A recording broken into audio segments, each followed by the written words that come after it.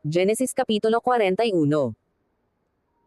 Tinawag ni Faraon si Jose mula sa bilangguan.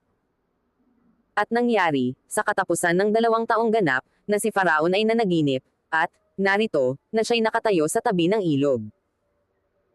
At, narito may nagsiahon sa ilog na 7 bakang magagandang anyo at matatabang laman, at nanginain sa talahiban. At, narito, na ibang 7 baka, na nagsiahon sa ilog na nasa likuran nila, mga pangit na anyo, at payat, at nagsihinto roon sa tabi ng mga unang baka, sa tabi ng ilog. At ang 7 bakang magagandang anyo at matataba, ay nilamon ng mga bakang pangit ang anyo at payat, sa gayo'y nagising si Faraon.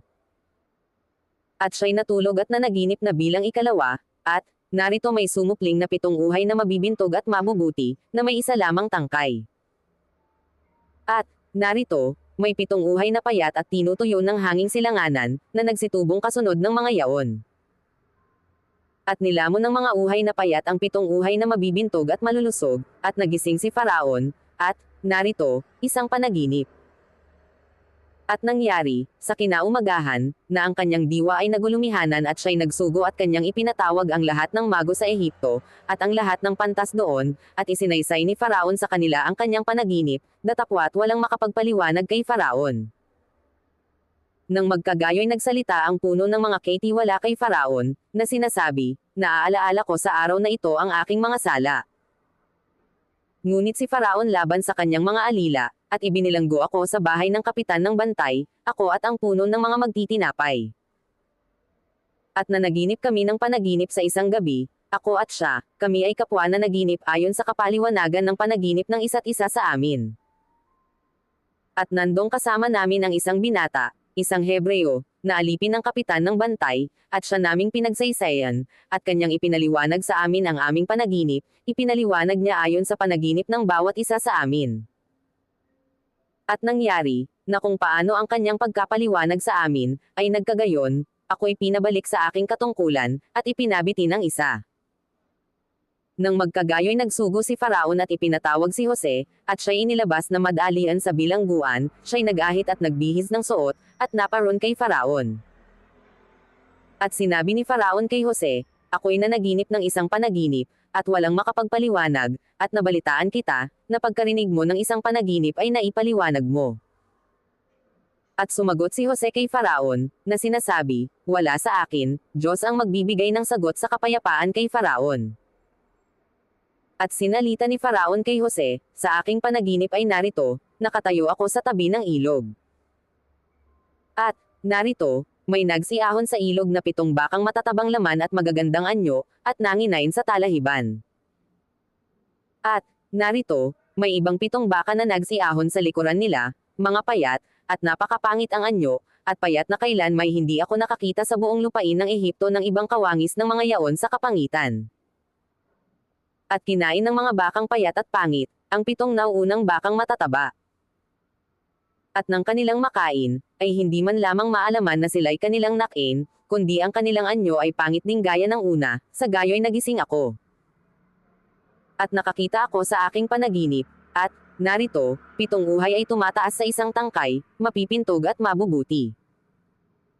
At, narito, may 7 uhay na lanta, mga pipi at tinutuyo ng hanging silanganan na nagsitaas na kasunod ng mga yaon. At nilamon ng mga uhay na lanta ang 7 uhay na mabubuti, at aking isinaysay sa mga mago, datapwat walang makapagpahayag ni yaon sa akin. At sinabi ni Jose kay Faraon, ang panaginip ni Faraon ay iisa, ang gagawin ng Diyos ay ipinahayag kay Faraon. Ang 7 bakang mabubuti ay 7 taon, at ang 7 uhay na mabubuti ay 7 taon, ang panaginip ay iisa. At ang 7 bakang payat at mga pangit, na nagsiyahong kasunod ng mga yaon ay 7 taon, at gayon din ang 7 uhay na tuyo, na pinapaspas ng hanging silanganan, kapwa magiging 7 taong kagutom. Iyan ang bagay na sinalita ko kay Faraon, ang gagawin ng Diyos, ipinaalam kay Faraon. Narito, dumarating ang 7 taong may malaking kasaganaan sa buong lupain ng Ehipto. At may dadating, pagkatapos ng mga iyan, na 7 taong kagutom, at malilimutan iyang buong kasaganaan sa lupain ng Ehipto, at pupuksain ng kagutom ang lupain. At ang kasaganaan ay hindi malalaman sa lupain, dahil sa kagutom na sumusunod, sapagkat magiging napakahigpit. At kaya't pinag-ibayo ang panaginip kay Faraon na makalawa, ay sapagkat bagay na itinatag ng Diyos, at papangyayarihing madali ng Diyos. Ngayon ngay humanap si Faraon ng isang taong matalino at pantas, at ilagay sa lupain ng Ehipto. Gawing ganito ni Faraon, at maglagay ng mga tagapamahala sa lupain, na paglimahing bahagi ang lupain ng Ehipto sa loob ng 7 taon ng kasaganaan. At kanilang tipunin ang lahat ng pagkain nitong mabubuting taon na dumarating, at magkamalig ng trigo sa kapangyarihan ng kamay ni Faraon, na pinakapagkain sa mga bayan at ingatan. At ang pagkain ay kamaligin na itaan sa lupain sa 7 taong kagutom na mangyayari sa lupain ng Ehipto, upang huwag mapuksa ang lupain sa kagutom. Itinangat si Jose sa buong Ehipto. At ang bagay ay minabuti ng mga mata ni Faraon, at ng mga mata ng kanyang mga lingkod. At sinabi ni Faraon sa kanyang mga lingkod, makakasumpong kaya tayo ng isang gaya nito, na taong kinakasihan ng Espiritu ng Diyos. At sinabi ni Faraon kay Jose, yamang ipinabatid sa iyo ng Diyos, ang lahat ng ito, ay walang matalino o pantas na gaya mo. Ikaw ay magpupuno sa aking bahay, at ayon sa iyong salita ay pamamahalaan mo ang aking buong bayan, sa laklak ang hari lamang magiging mataas ako sa iyo. At sinabi ni Faraon kay Jose, tingnan mo, ikaw ay inilagay ko sa buong lupain ng Ehipto. At inalis ni Faraon sa kamay niya ang kanyang tandang singsing at inilagay sa kamay ni Jose, at siya'y sinuotan ng magandang lino at nilagyan siya ng isang kwintas na ginto sa palibot ng kanyang leeg.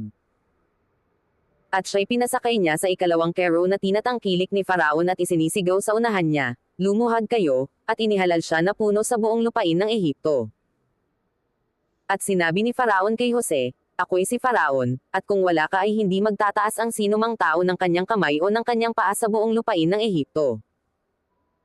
At pinanganlan ni Faraon si Jose na Zaphnath-Paaneah, at ibinigay na asawa sa kanya si Asenath, na anak ni Potiphera, na saserdote sa On, at lumabas si Jose, sa lupain ng Ehipto. At si Jose ay may 3 taon nang tumayo sa harap ni Faraon na hari sa Ehipto, at si Jose ay umalis sa harap ni Faraon, at nilaybot ang buong lupain ng Ehipto. At sa 7 taong sagana ay nagdulot ang lupa ng sagana. At tinipon ni Jose ang lahat na pagkain sa 7 taon na tinamo sa lupain ng Ehipto, at inimbak ang nanggasabing pagkain sa mga bayan, na ang pagkain sa bukid na nasa palibot ng bawat bayan ay inimbak sa bawat kinauukulan ding bayan. At si Jose ay nagkamalig ng trigo na parang buhangin sa dagat, na napakarami hanggang sa hindi nabilang, sapagkat walang bilang. At bago dumating ang taong kagutom ay ipinanganak kay Jose ang 2 lalaki, na ipinanganak sa kanya ni Asenath na anak ni Potiphera, na saserdote sa On. At tinawag ni Jose ang pangalan ng panganay na Manases, sapagkat aniyay, ipinalimot ng Diyos sa akin ang lahat ng aking kapagalan at ang buong bahay ng aking ama. At ang ipinangalan sa ikalawa ay Ephraim, sapagkat ako'y pinalago ng Diyos sa lupain ng aking kadalamatian. At ang 7 taon ng kasaganaan na nagkaroon sa lupain ng Ehipto ay natapos. At ang 7 taon ng kagutom ay nagpasimulang dumating, ayon sa sinabi ni Jose, at nagkagutom sa lahat ng lupain, datapwat sa buong lupain ng Ehipto ay may tinapay. At nang ang buong lupain ng Ehipto ay magutom, ay dumaing ng tinapay ang bayan kay Faraon, at sinabi ni Faraon sa lahat ng mga Egyptyo, pamaron kayo kay Jose, ang kanyang sabihin sa inyo ay inyong gawin. At ang kagutom ay nasa ibabaw ng buong lupa, at binuksan ni Jose ang lahat ng kamalig at nagbili sa mga Egyptyo, at lumala ang kagutom sa lupain ng Ehipto. At lahat ng mga taga-ibang lupain ay nagsiparon kay Jose upang magsibili ng trigo, sapagkat lumala ang kagutom sa buong lupa.